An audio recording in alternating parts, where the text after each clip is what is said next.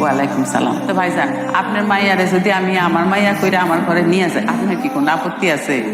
আমার মাইয়ার একটা ইচ্ছা আছে। কি ভাইজান? ও পড়াশোনায় খুব ভালো, পড়াশোনাটা চালায় যেতে চায়। তো ভালো তো, সমস্যা কি? আমার ছোট মাইয়া তো কলেজে পড়াশোনা করতে ওর লাগেই করবো। আর সংসারে শিক্ষিত মা থাকা ভালো, তাতে করে নাতি নাতনিরাও শিক্ষিত হইব। আমার মাইয়াটার যে এত সৌভাগ্য আমি বিশ্বাস করতে পারতাছি না। যাও তাহলে পরে নিয়ে একটু খুঁজে আসো, যাও। আপনাদের এনে ডিমের কেস কত করে? ডিম তো আমরা কেস করে কিনি না, এক হালি করে কিনি। ও হানি কত? মনে হয় 36 টাকা। এই মুন্না, পশ্চিম পাড়ায় ডজন প্রতি 3 টাকা করে বাড়ায় বেচবি, চস। আমার তো ডিমের ব্যবসা, দৌলতপুরে আমার ডিমের আড়ত আছে। আচ্ছা, আমার কি তোমার সত্যি ভালো লাগছে? জানি না, শুধু জানি যে আজকে থেকে আপনি আমার সব। বাজান, এই কদিন একটু তাড়াতাড়ি বাড়িতে ফিরিস। কেন? আরে যেটা কইতাছি সেটা শুনিস। দোকানে চাপ আছে, আগে দোকান পরে অন্য কিছু। আমরা গেলাম, তাড়াতাড়ি ফিরিস কিন্তু। দেখি। রে ভালো, এখন তো মন দুইটা। কাজ কর, যা। তাই লজ্জা পেলে হইব? তোর বন্ধু না আমি। কি শুরু করছো সবার সামনে? যা, পরে কথা বলবো। যাইতেছি, কিন্তু কি হয়েছে না শুনে কিন্তু আমি ছাড়বো না। বুঝিস কইলাম এমন না। ভাঙা ডিম গুলো ঘুষাইছ? ও ভাই, ফাটা ডিম গুছাইতেছি ভাই। ভাই, ভাবি দেখতে কেমন? সুন্দর, আলহামদুলিল্লাহ। তুমি কিছু কইবা? কলেজে ক্লাস তো শুরু হয়ে গেছে, কবে থেকে যাইতে পারবো মা? মাত্র তো বিয়া করে আসলাম, 2-4 মাস যাক। এর মধ্যে যদি বাচ্চা কাচ্চা না আসে তাহলে যাইও, আর যদি আইসাই পড়ে তাইলে একেবারে ঝুট ঝামেলা শেষ করে তারপর যাইও। আপনি তো বলছিলেন বিয়ের পর পড়াশোনা করতে পারবো। বলছিলাম তো, আমি কি তোমার না করছি? না করেন নাই, কিন্তু এখন তো কলেজে ক্লাস শুরু হয়ে গেছে। আমি যদি এখন না যাই তাহলে তো পরে পিছাই যাব।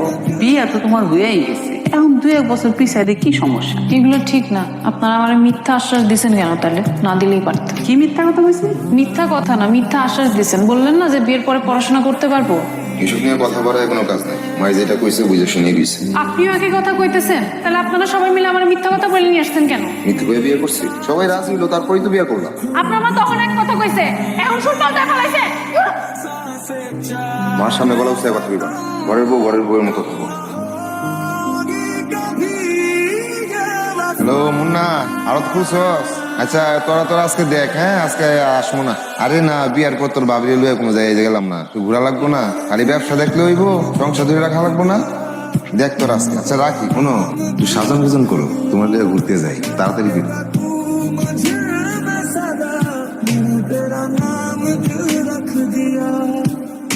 বলছি না, এত প্যান পানি ভালো লাগে না। সারাক্ষণ খালি জ্ঞানর জ্ঞানর জ্ঞানর জ্ঞান। ঘরে ঢোকার পর কি আমার এইসব নকশা দেখা লাগবে? কি হয়েছে আমার কোন? কি হয়েছে বুঝো না? আমি ঘরে ঢোকার পরও তুমি ম্যাম সাহেবের মতো মোবাইল দেখতেছো। মোবাইলে পাইছো কি? এটা কেডা দিচ্ছে? বাড়ি থেকে নিয়ে আসছি। বাহ, বাসা থেকে ভালো জিনিস আনতে পারো না? এই মোবাইল যদি কোনোদিন চালাইতে দেখছি তাহলে কিন্তু ভালো হইব না। সারাদিন বাসার মধ্যে বসে বসে আমি কি করবো? কত বড় সাহস! মুখে মুখে তর্ক করে। শুক্র 8 দিন এখানে বিয়ে করছি, এখন এই মুখের উপরে কথা কয়। আমি যদি আর কোনোদিন ঘরের ভিতরে এই নাটক দেখি তাহলে কিন্তু খবর আছে। কি আমি বুঝলাম না তো। আমার পোলাটা সারাটা দিন কাম কাজ করে বাড়িতে আসে, তাহলে কি একটু হাসি খুশি রাখতে পারো না? ওরা লাগাই দাও কেন? আবার ওর মুখে মুখে তর্ক করা শুরু করছো। আগে যদি জানতাম তাহলে আমার পোলাটা আমি বিয়ে করে। বন্ধু, সবই বুঝলাম, একটা জিনিস বুঝলাম না, বুঝছস? তুই চালাস বাটন ফোন, তোর বউ চালায় টাচ মোবাইল। শোন, মানুষজন এখন টাচ মোবাইল চালায় অনেক পণ্ডিত হয়ে যাইতেছে। আগের থেকে সাবধান হ, তোরা কিন্তু কন্ট্রোল করতে পারবি না। খবরদার ভাবের কাজে হাত তুলবি না। হয়েছে, আর গান দেওয়া লাগবে না, খেল। ভাই, মিরার কথা রে, আমার ডিমের গাড়ি উল্টাই গেছে। আমার 5 লাখ টাকার ডিম তুমি উল্টাইছে মানে? আমার গাড়ি তোরা। আমার কই? বাজারে গেছি।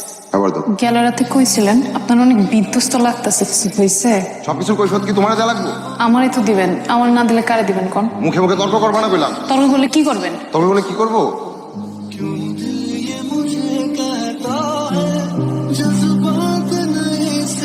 এইরকম একটা দরজাল মাইয়া আপনারা আমি করে ধরে দিচ্ছেন? জান তো আমার পোলাটার মায়ের একেবারে পিসা ভালাইছে। জানি না শূন্য এরকম মাইয়া কেন ধরে দিলেন? এটা তুই কি করলি? তোরে কি আমরা এই শিক্ষা দিছি? আমার করে ছোট করলি? স্বামীর গায়ে হাত তুলতে গেলি কেন? আমি যখন দিনের পর দিন মায়ের খাইতেছিলাম তখন তো আপনারা কেউ আগে আসলেন না, তখন তো কেউ বিচার বসালো না। এই মাইয়ারে আমি আমার পোলার সাথে রাখুন না, আমি তালাকের ব্যবস্থা করতেছি। আর কি তুই এখনই ওরা তালাক দে।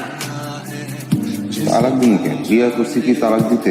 আমিও তার গায়ে হাত তুলছি, সেও আমার গায়ে হাত তুলছে। শুধু আব্বা মা দিন ভাত খাই যায়।